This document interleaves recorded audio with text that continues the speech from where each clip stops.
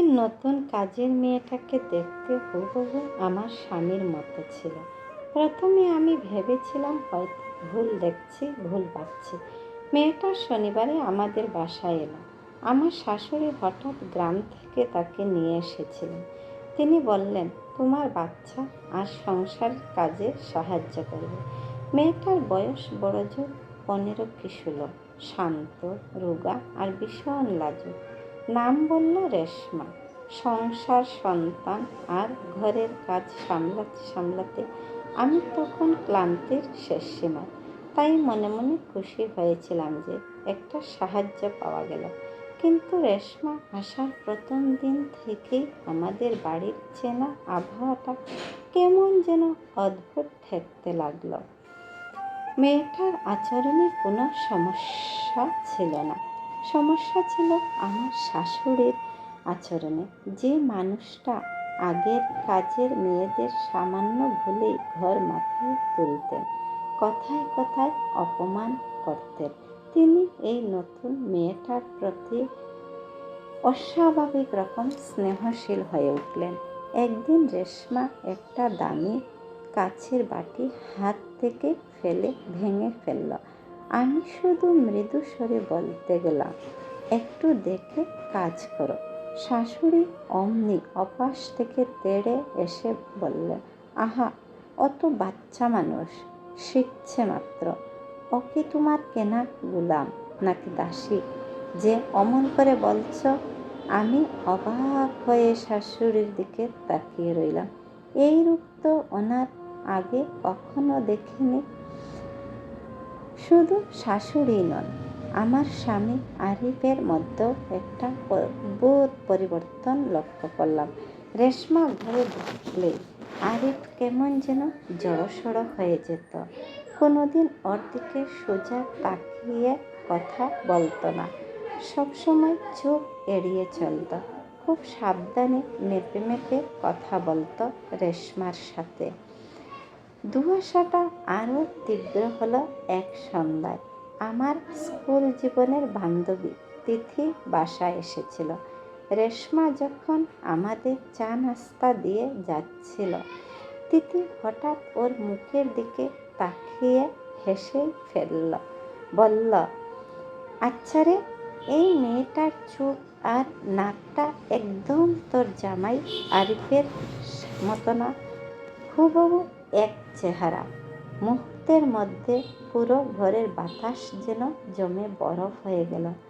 আরিফের হাত থেকে চায়ের কাপটা টেবিলের উপর পড়ে গেল, আর আমার শাশুড়ির মুখটা ফ্যাকাশে থেকে এক নিমিষেই কালো হয়ে গেল। রেশমা একদম স্থির হয়ে দাঁড়িয়ে রইল, তারপর মাথা নিচু করে দ্রুত রান্নাঘর থেকে চলে গেল। ঠিক সেই মুহূর্তেই প্রথম তীব্র সন্দেহটা আমার মাথায় ঢুকল। সেদিন রাতে বিছানায় শুয়ে আমি আরিফকে একটু হালকা ছলে বললাম, তিথি যা বলল সত্যি নাকি গো? তোমার কোথাও কোনো লুকানো অতীত নেই তো? আরিফ তা অস্বাভাবিকভাবে না হেসে ও প্রচণ্ড রেগে গিয়ে চিৎকার করে উঠল, কী ধরনের নোংরা আর আজেবাজে কথা এসব! একটা কাজের মেয়ের সাথে আমার তুলনা করছো? ও এই অস্বাভাবিক রাগ আমার বুকের ভেতর একটা ভয়ের কাঁপন ধরিয়ে দিল। দিন যেতে লাগলো আর আমার ভেতরে সন্দেহটা বিষাক্ত হয়ে উঠতে লাগলো। এক দুপুরে রান্নাঘরের পাশ দিয়ে যাওয়ার সময় ফিসফিসানি শুনে আমি থমকে দাঁড়ালাম। শাশুড়ি রেশমার মাথায় হাত বুলিয়ে বলছেন, কেঁদো না তুমি, আমি থাকতে এই বাড়ি থেকে কেউ তোমাকে বের করতে পারবে না। রেশমা কাঁদছিল। আমাকে দরজায় দেখে দুজনে একদম চুপ হয়ে গেল। আর সহ্য করতে না পেরে সেদিন রাতে আরিফ যখন বাথরুমে গেল, আমি জীবনে প্রথমবার একটা অনধিকার চর্চা করলাম। আরিফের আলমারির একদম পেছনের পুরনো ডায়েরিটা টানলাম। সেখানে একটা হলুদ হয়ে যাওয়া খাম ছিল। খামটা খুলতেই একটা ধুলোমাখা ছবি বের হয়ে এলো। এক নিদারুণ সত্য ছবিতে অনেক কম বয়সী আরিফের পাশে দাঁড়িয়ে আছে এক গর্ভবতী গ্রামের মেয়ে। সেই মেয়ের চোখের দিকে তাকিয়ে আমার বুকটা ভারী হয়ে উঠল। অবিকল রেশমার চোখ, হাত কাঁপছিল আমার। ঠিক তখনই বাথরুমের দরজা খুলে আরিফ বের হলো। আমার হাতে ছবিটা দেখেই ওর মুখের সমস্ত রক্ত যেন কেউ শুষে নিল। ও মেঝেতে বসে পড়ল। সেদিন রাতে যে সত্যটা বেরিয়ে এলো তা আমার সাজানো সংসারটাকে এক ঝটকায় তাসের ঘরের মতো ভেঙে চুরমার করে দিল। বিয়ের অনেক আগে আরিফ গ্রামের এক মেয়েকে ভালোবাসত এবং তাকে গর্ভবতী করেছিল। লোকলজ্জার ভয়ে দুই পরিবার মিলে তখন পুরো বিষয়টা ধামাচাপা দেয়। সন্তান জন্ম দিতে গিয়ে মেয়েটি মারা যায়, আর সেই অভাবী সন্তান হলো এই রেশমা, যাকে আমার শাশুড়ি এত বছর গোপনে গ্রামে মানুষ করেছেন, আর আজ নিজের নাতনিকে কাজের মেয়ে বানিয়ে এ বাড়িতে নিয়ে এসেছেন। আমি পাথর হয়ে শুনছিলাম সব। যে মেয়েটা আমি এতদিন কাজের মেয়ে ভেবে খাটিয়েছি, বকাঝকা করেছি, সে আসলে আমার স্বামীর নিজের রক্ত। প্রতিদিন আমাকে আসসালাম আলাইকুম খালাম্মা বলে সালাম দেওয়া মেয়েটা আসলে আমার স্বামীর প্রথম সন্তান। সবচেয়ে ভয়ঙ্কর অনুভূতিটা হলো তখন, যখন জানলাম রেশমা নিজেও সব জানত। ও জানত আরিফ ওর জন্মদাতা বাবা। ও শুধু এই ভয়ে চুপ ছিল, পাছে আমি সত্যটা জানলে তাকে বাড়ি থেকে লাথি মেরে বের করে দিই। সবাই জানত, আমার শাশুড়ি, আমার স্বামী, এমনকি ওই ছোট মেয়েটাও।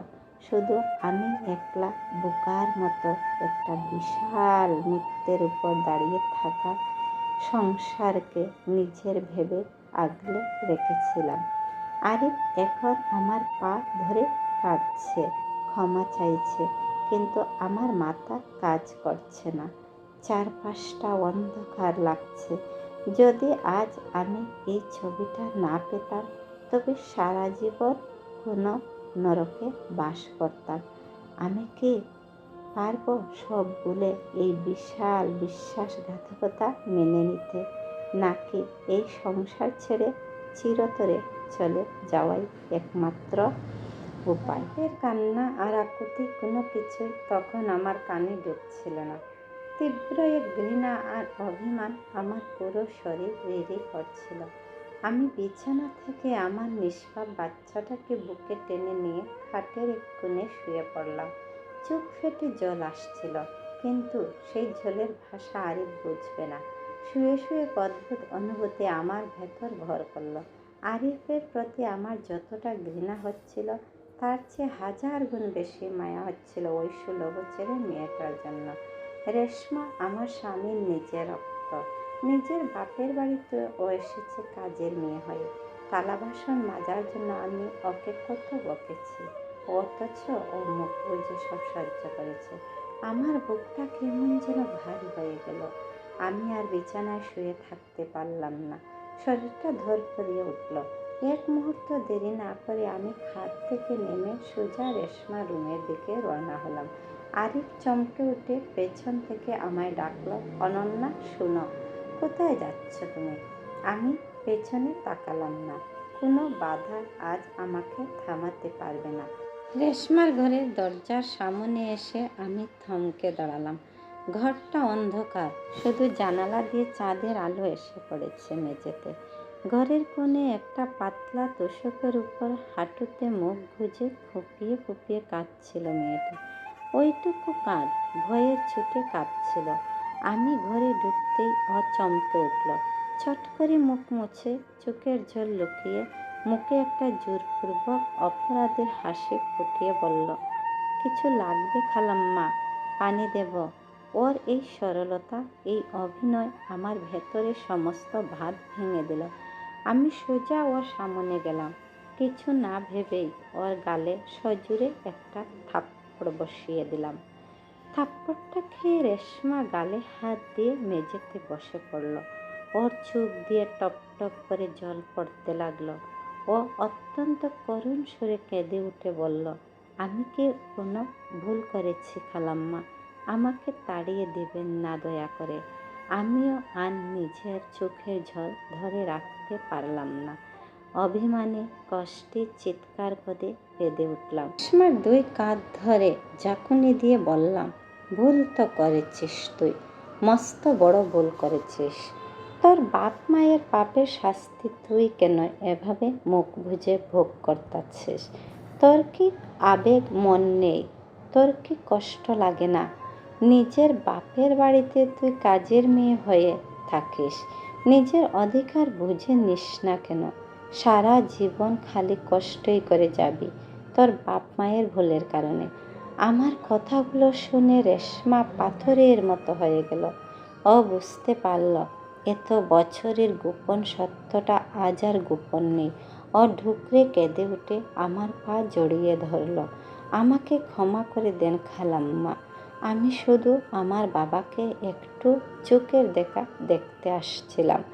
আমি কোনো অশান্তি চাইনি।